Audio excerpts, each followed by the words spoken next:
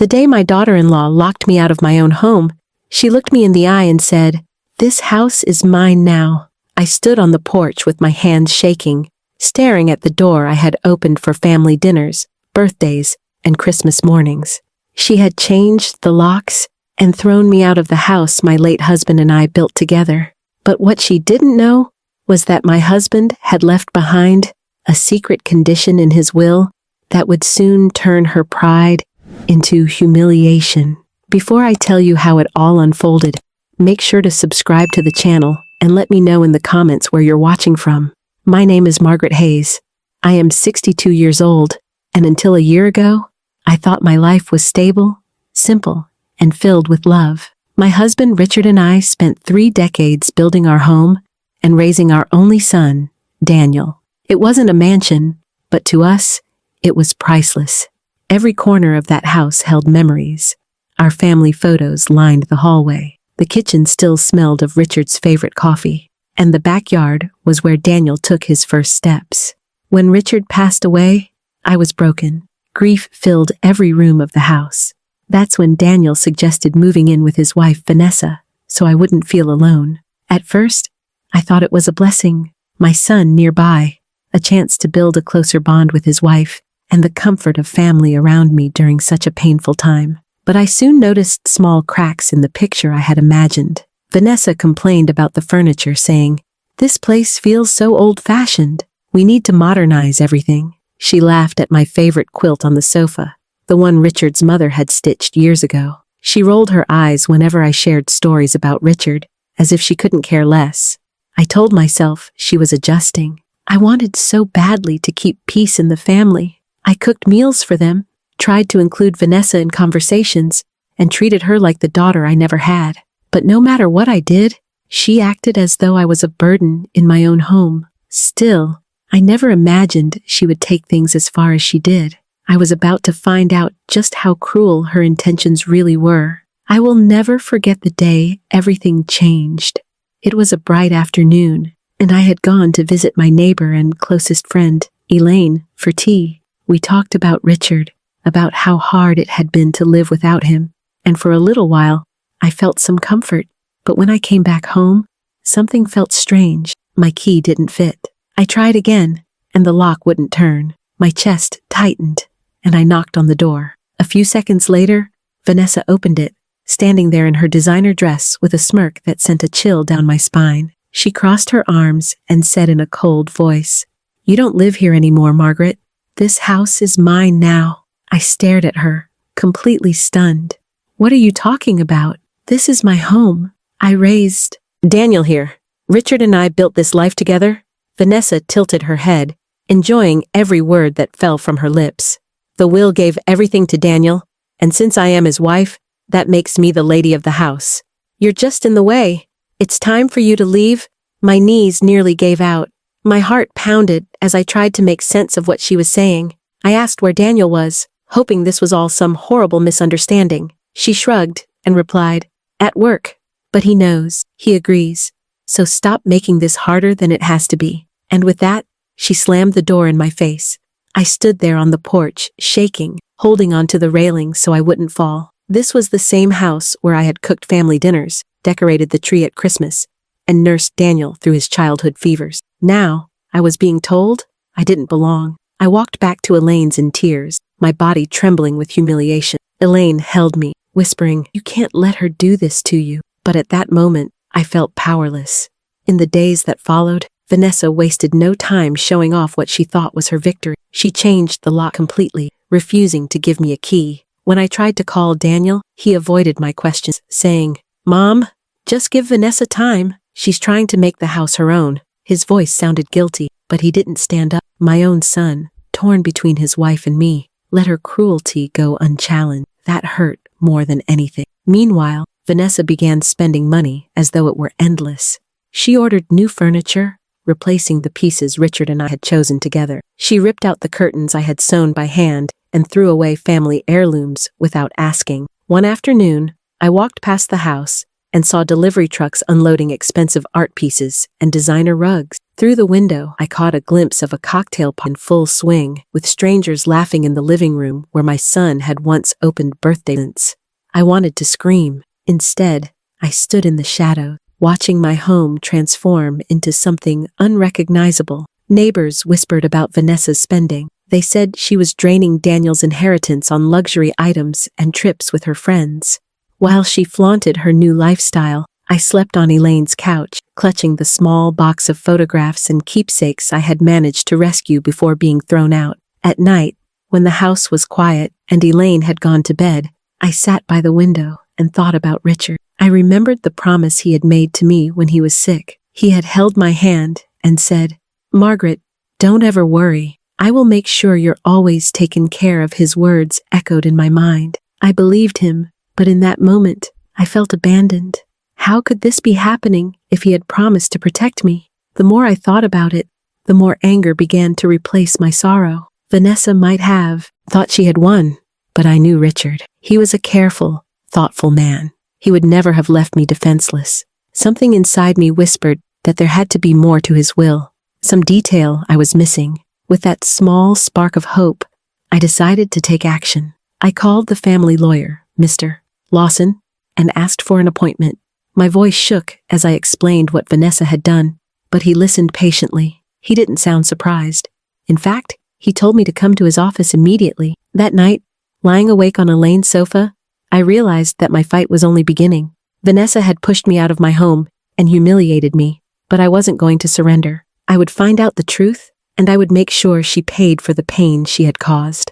The morning I walked into Mr. Lawson's office, I felt both nervous and determined. My heart raced as I sat down across from him, clutching my handbag tightly as though it could hold me together. Mr. Lawson was an older man with kind eyes and a calm presence, someone who had known my husband Richard for many years. He listened carefully as I explained everything, how Vanessa had changed the lock, thrown me out, and was spending recklessly as if the money would never run out. When I finished, I expected him to sigh and tell me there was nothing he could do, that the house and estate legally belonged to Daniel. Instead, he leaned back in his chair, steepling his fingers under his chin, and said softly, "Margaret, I think you should know something important." My breath caught in my throat. "What do you mean?" He opened a folder on his desk and pulled out a thick document, Richard's will. He flipped to a page marked with a small sticky note and tapped his finger against a paragraph. Richard was very deliberate when he prepared. "Yes,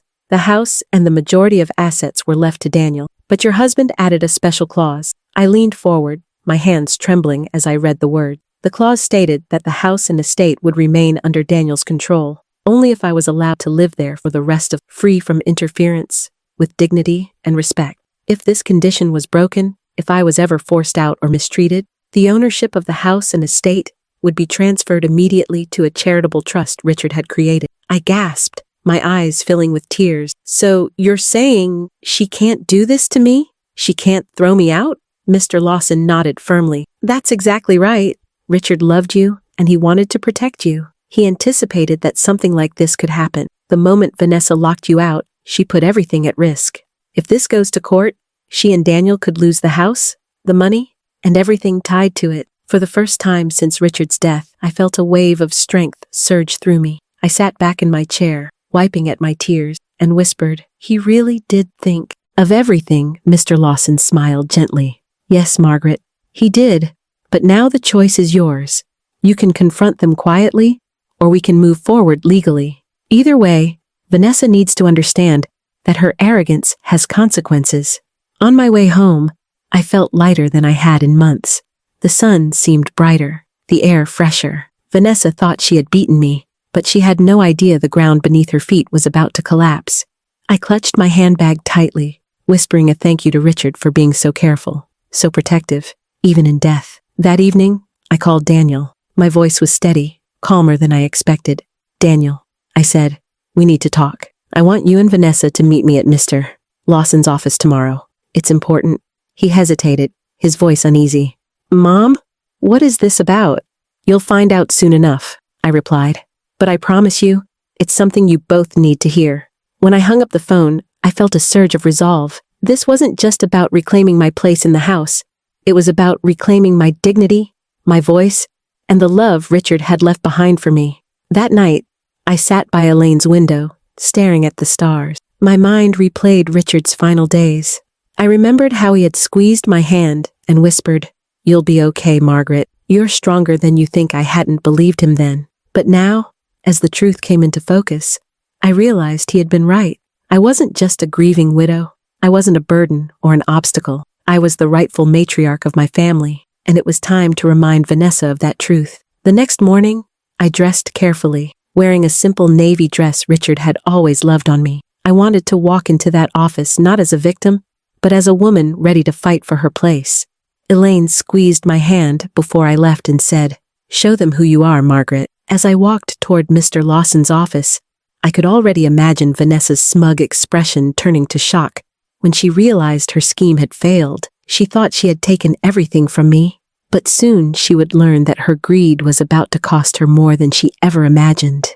And for the first time in months, I felt hope, not just for myself, but for justice, for the promise Richard had left behind, and for the dignity I refused to let anyone steal from me again. The next morning, I walked into Mr. Lawson's office with my head held high. My stomach churned with nerves, but my heart was steady. I knew what was about to happen could change everything. Daniel and Vanessa were already seated at the long wooden table in the conference room. Daniel looked uneasy, fidgeting with his tie, while Vanessa leaned back in her chair with her arms crossed. A smug smile plastered across her face. "Well, Margaret," Vanessa said loudly, "I hope you didn't drag us here for something trivial. Daniel and I have a lot of plans to discuss for the house." I sat down across from her, meeting her cold stare with calm eyes. For once, I didn't feel powerless. I simply said, "You'll want to hear what Mr. Lawson has to say." Mr. Lawson entered the room, carrying Richard's will. He greeted us politely and sat at the head of the table. "Thank you all for coming," he began. "I thought it best we revisit the terms of Richard Hayes's estate. Considering the recent circumstances," Vanessa rolled her eyes dramatically, "we already know the terms. The estate went to Daniel, which means it belongs to us now. Isn't that right, sweetheart?" She squeezed Daniel's hand tightly, almost daring him to disagree. Daniel gave me a pained look, but he didn't say a word. My heart ached, but I forced myself to stay strong. Mr. Lawson cleared his throat and adjusted his glasses. "That is partially correct, Mrs. Hayes. The estate did pass to Daniel. However, Richard included a very specific clause in his will, one that has been overlooked until now." Vanessa frowned, sitting up straighter. "Clause? What clause?" Mr. Lawson opened the document and began to read slowly, his voice carrying the weight of Richard's foresight. "The estate and home will remain in Daniel Hayes's possession only under the condition that his mother, Margaret Hayes, is permitted to reside there for the rest of her life, free from interference, with dignity and respect. Should this condition be violated, the ownership of the house and all associated assets shall immediately transfer to the Richard Hayes Charitable Foundation." The words hung in the air like a thunderclap. For a moment, no one moved. Then I saw it. The color drained from Vanessa's face.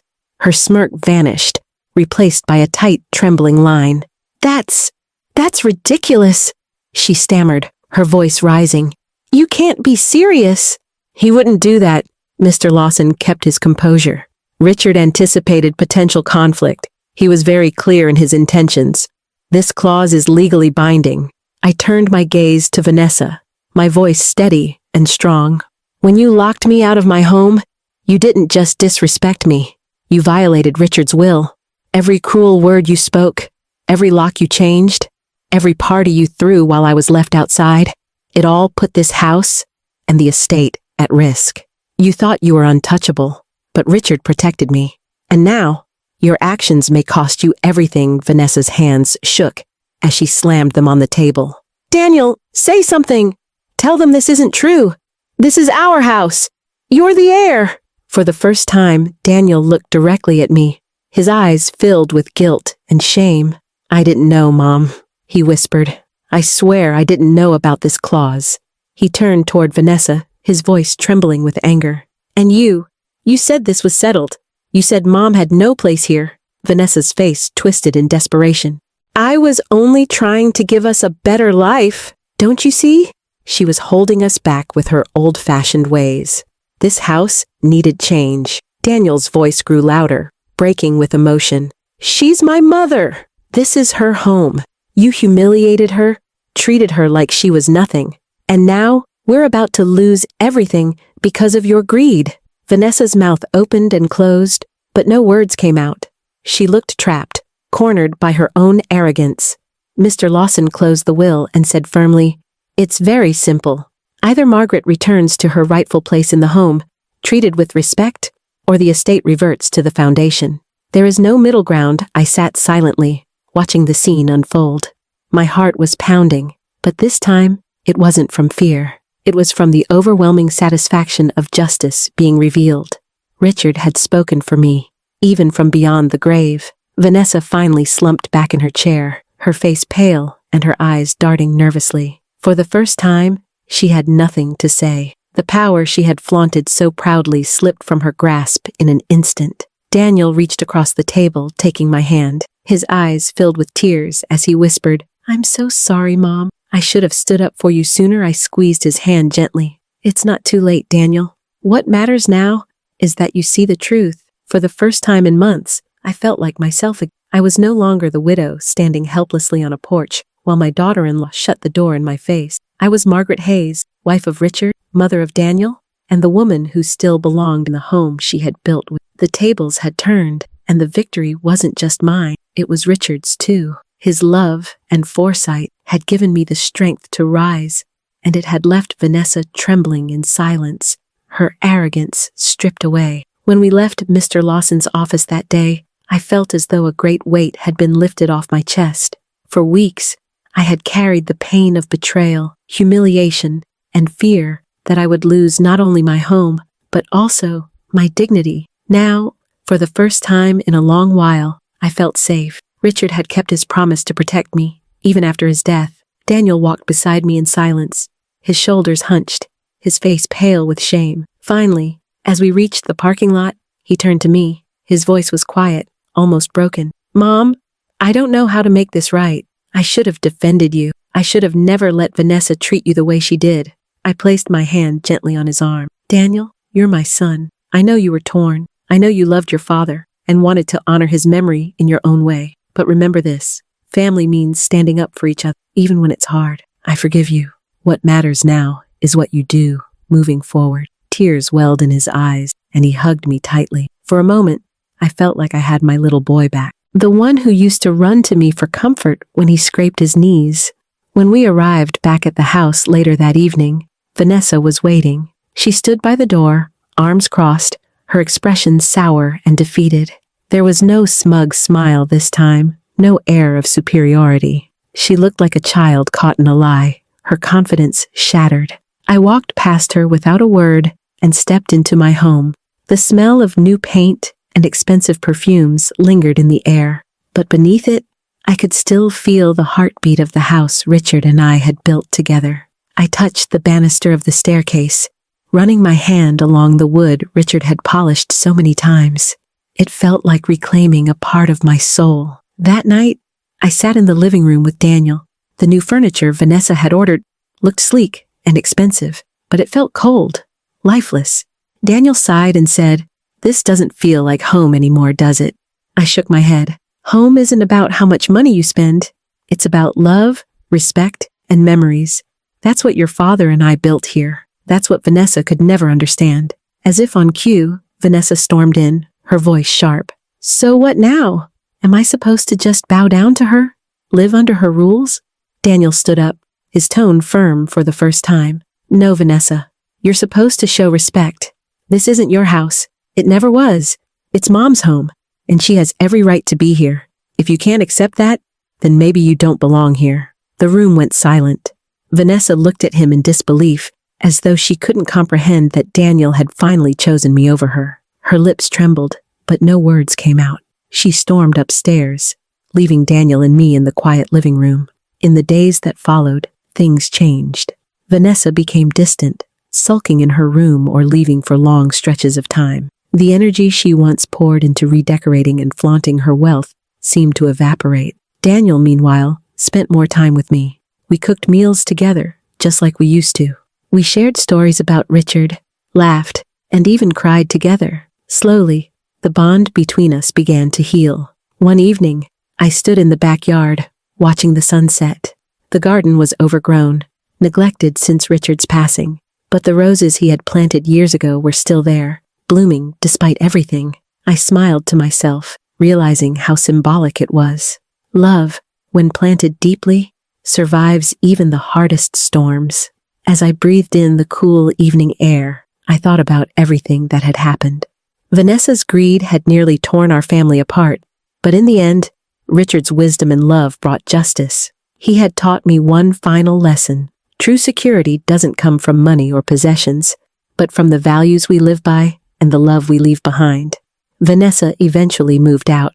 She couldn't bear living in a house where her power had been stripped away, where every corner reminded her of the humiliation she had brought upon herself. Daniel told me quietly one morning that their marriage might not survive. I didn't gloat. I didn't wish her harm.